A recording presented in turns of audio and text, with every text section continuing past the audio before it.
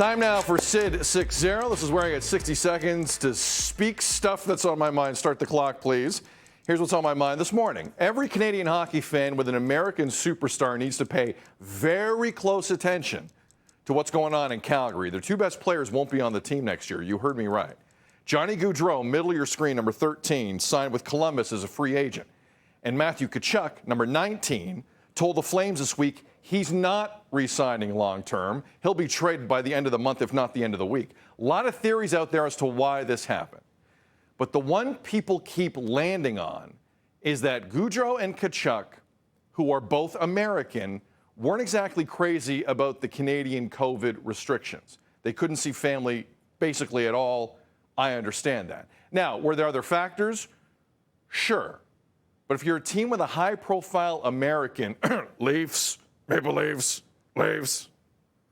you should really worry about what happened here. And I know Leaf fans don't want to think about this right now, but you should. In about 2 years, Auston Matthews becomes a free agent. Some other facts I'm going to throw on the back end here. Johnny Gaudreau also took $15 million less. I'm going to say that again. He took $15 million less to move from Calgary to Columbus. The Flames were offering him $10.5 million per year, and he still wanted to live in the United States of America, and I'm fine with that. I get it. I didn't have to live in an NHL bubble. I didn't have to be secluded from my family for that amount of period of time. I know that a lot of Canadians out there are very sensitive to this fact, but at the end of the day, you have to look at it from their perspective.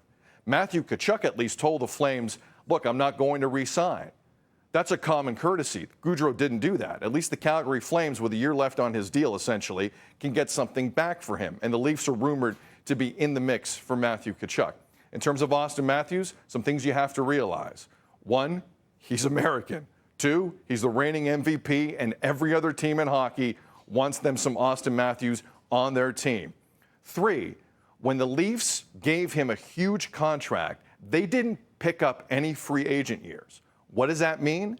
It means this. Normally in hockey, when you give someone $11 million plus, you eat up some free agent years, which means they go to free agency later. The Leafs did not do that with Auston Matthews. It is one of the worst contracts I've ever seen a team give a player. Not only did Auston Matthews get his $11+ million, but he's going to walk to free agency in the same amount of time, which is 2 summers from right now. Now, the Leafs have options. They can re-sign him starting next summer, but then things get dicey if Auston Matthews either doesn't want to sign at that time, doesn't want to talk about signing, or hates the offer. Leaf fans are a little skittish, and I understand that.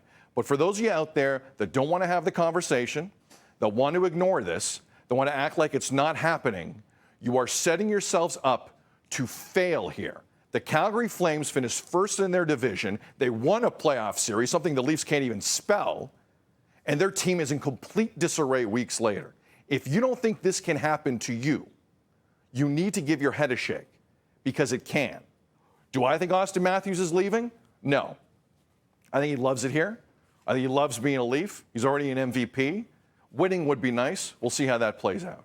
I don't think he's leaving. But there's not a single person out there who can give you with any degree of sincerity that that guy is staying. They're lying to you, and this is a legit conversation, and we need to have it.